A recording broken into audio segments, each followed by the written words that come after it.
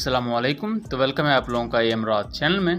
दोस्तों आज हम पर बात करने जा रहे हैं कि नाइजीरिया ने फाइनली एक rigid no fly zone create कर दिया है अपनी मुल्क पर। इससे पहले नाइजीरियन सदर ने अपनी सेनेट से ये पूछा कि क्या हम नाइजर में अपनी मिलिट्री भेज दें, यानी कि वहाँ अपनी मिलिट्री को इन्वेड कर दें, तो उस पर उनकी सेनेट ने मना कर दिया। इस हवाले से नाइजीरिया ने अपने JF-17 थंडर्स को हाई अलर्ट पर रखा है। नाइजीरिया का अपने मुल्क पर नो फ्लाई जोन बनाना ये किसी हवाले से बेहतर भी है, लेकिन दूसरी तरफ इसी सिक्के का दूसरा रुख ये भी है कि इस इकदाम से पूरे के पूरे अफ्रीकन जो वेस्टर्न अफ्रीकन कंट्रीज़ हैं, जहाँ कुछ मुल्क रशिया की तरफ हैं जबकि बाकी मुल्क वेस्टर्न कंट्रीज़ की तरफ हैं, उनमें दरारें मज़ीद ज़्यादा वाज़ेह हो रही हैं।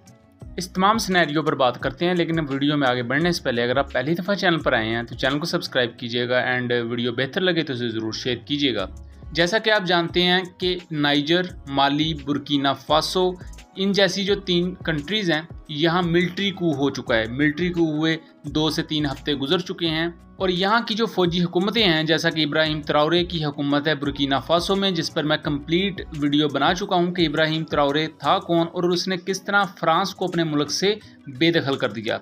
उस पर डिटेल वीडियो मैंने अपने सेकंड चैनल कॉन्फ्लिक्ट कार्ड पर बनाई हुई है। आप लोगों से रिक्वेस्ट है कि ज़रूर उस चैनल को सब्सक्राइब कीजिएगा और उस चैनल पर भी हमें आपकी सपोर्ट चाहिए। उस वीडियो का लिंक मैं डिस्क्रिप्शन में भी दे दूंगा और रिप्लाई में भी पिन कर दूंगा।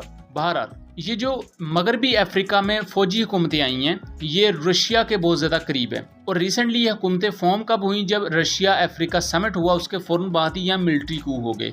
अब उसके साथ जो दूसरी कंट्रीज़ हैं जो कि वेस्टर्न साइड की तरफ अलाइंड हैं, जैसा कि नाइजीरिया है और उसके अलावा भी इसके साथ साथ की जो कंट्रीज़ हैं, यहाँ ज़्यादा कंट्रोल या ये कंट्रीज़ अपने आप को अलाइन करती हैं मगरबी इत्तेहाद के साथ।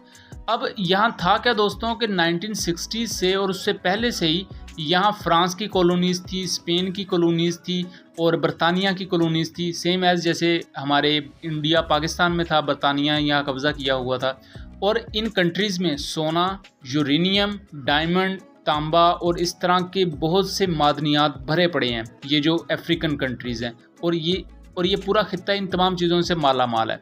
इन तमाम चीज़ों से फ़ायदा 1950 से लेकर आज तक मगरब उठाता रहा है और अफ्रीका में मौजूद इन ख़जानों को हासिल करने के लिए मगरबी ममालिक इकोवास की शक्ल में या नेटो के इत्तेहाद की शक्ल में इस खित्ते में आए, यानी कि अफ्रीका में आए। दूसरी तरफ रशिया भी इन ख़जानों पर नज़र रखे हुए था तो वो भी इस खित्ते में आया। और तीसरी तरफ दाइश को किस तरह भूल सकते हैं, दाइश भी इन खित्तों में मौजूद है। तो यही वो टोटल एक कहानी है सिंपल अल्फाज में कही जाए तो। और इवन इन कंट्रीज़ में फ्रांस की बेसिस तक मौजूद है और मगरबी कंट्रीज़ की मिलिट्री बेसिस तक मौजूद हैं। जैसा कि सिंपल सी मिसाल दूँ तो नाइजर में फ्रांस के MQ-9 ड्रोन्स तक मौजूद होते हैं और यहाँ उससे भी बड़ा ख़तरा ये है कि दाइश का यहाँ इतना ज़्यादा स्ट्रॉन्ग होल्ड हो चुका था, उनके नीचे अल-शबाब मिलिटेंट्स और बोको हराम के मिलिटेंट्स और पूरी की पूरी दाइश की तंजीम की वजह से इस पूरे के पूरे खित्ते में हालात बहुत ख़राब चल रहे थे।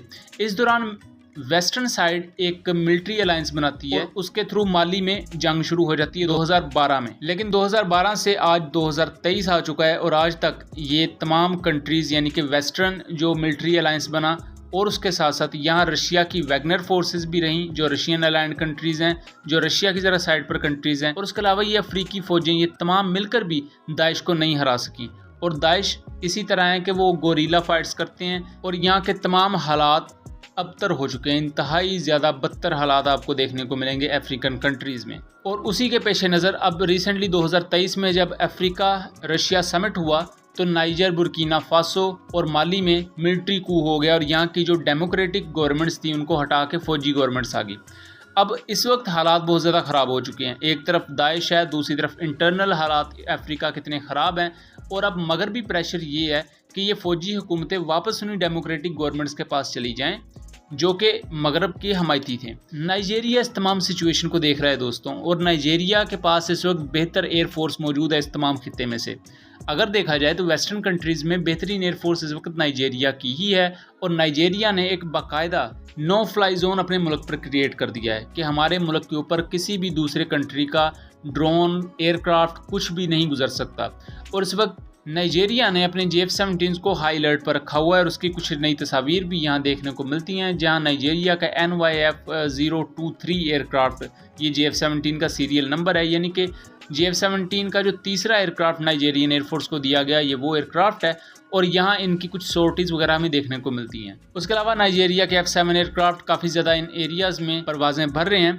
बुनियादी तौर पर यहाँ मसला ये भी है कि नाइजर में मौजूद, चूँकि वहाँ अब प्रो रशिया गवर्नमेंट आ चुकी है, तो हो सकता है फ्रांस से अपने MQ-9 ड्रोन्स और अपनी मिलिट्री बेसिस को उठाकर नाइजीरिया में लेकर आना चाहे, तो नाइजीरिया के लिए भी ये एक और मुश्किल चीज़ हो जाएगी कि उसे अपनी एक एयर बेस इन फ्रांसीसियों को देनी पड़ेगी। सो हो सकता है उससे बचने के लिए भी एक नो फ्लाई जोन क्रिएट कर दिया जाए, ताकि एटलीस्ट ये बहाना तो हो कि हमारे मुल्क पर नो फ्लाई जोन है और किसी भी दूसरे मुल्क का इक्विपमेंट हमारे मुल्क में नहीं आएगा। और आने वाले वक्त में उम्मीद यही रखनी चाहिए कि यहाँ हालात बेहतर हों, बट आने वाले वक्त में अगर हालात ज़्यादा ख़राब होते हैं तो हो सकता है हमें यहाँ JF-17 जैसे एयरक्राफ्ट इन एक्शन नज़र आएँ। बहरहाल ये था एक एनालिसिस, उम्मीद करता हूँ चीज़ें क्लियर रही होंगी। मिलेंगे अगली वीडियो में, तब तक के लिए अल्लाह हाफिज़।